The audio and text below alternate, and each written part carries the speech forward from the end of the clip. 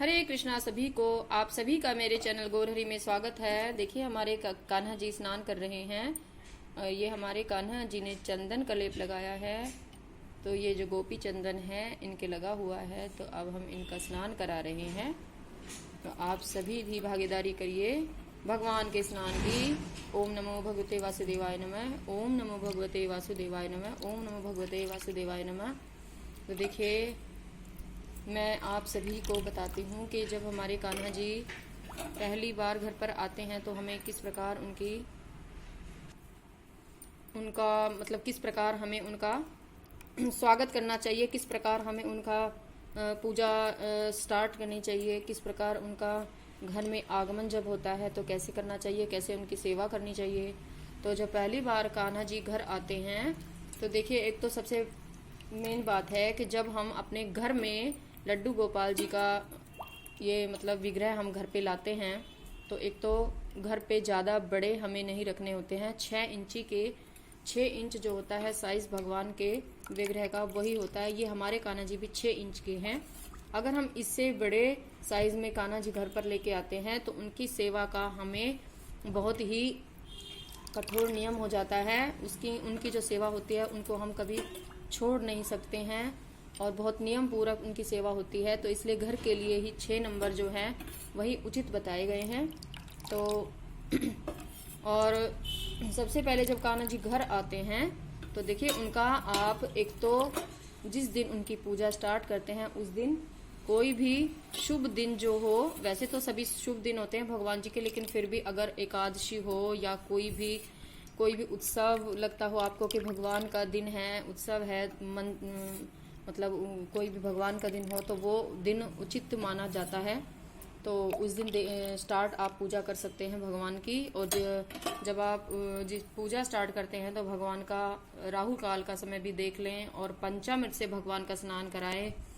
और दूध, दही, शहद, घी, ये सब, गंगा जल, ये सब मिलाकर जो पंचामृत बनता है भगवान का पंचामृत से स्नान कराएं। गोपी चंदन भगवान के मस्तक पर लगाएं और भगवान की फूलों से सेवा करें।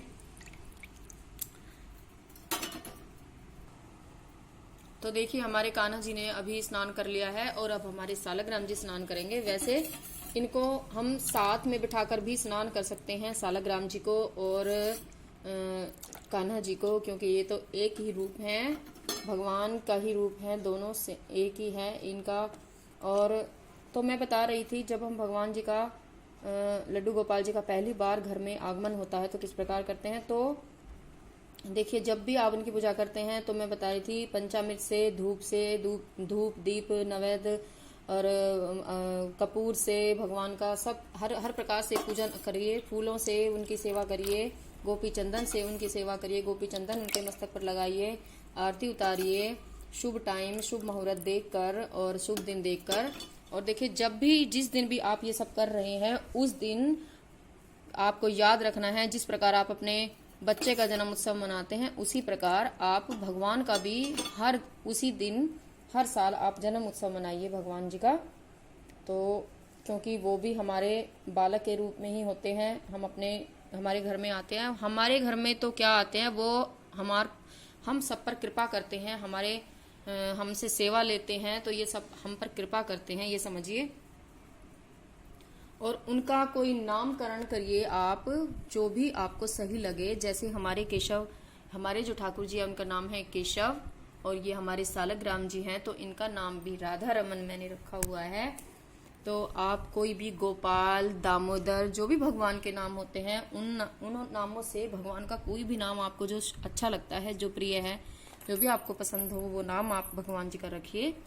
और तो ये होता है भगवान की सेवा का। देखिए बहुत से लोग क्या करते हैं कि बहुत से लोग जब भगवान के विग्रह घर पर आते हैं तो वो भगवान का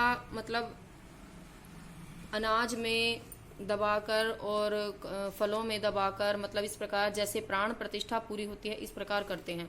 देखिए अगर आप इस प्रकार करते हैं तो वो भगवान की जो सेवा होती है वो बहुत कठोर हो जाती है, वो बहुत नियम के साथ भगवान की सेवा आपको करनी पड़ेगी।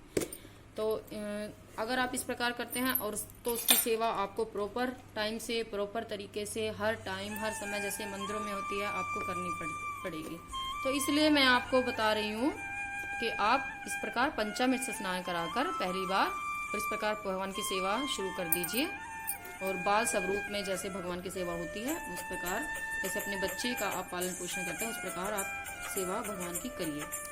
तो इसी के साथ ही मैं वीडियो को विराम देती हूँ। हरे कृष्णा, राधे राधे।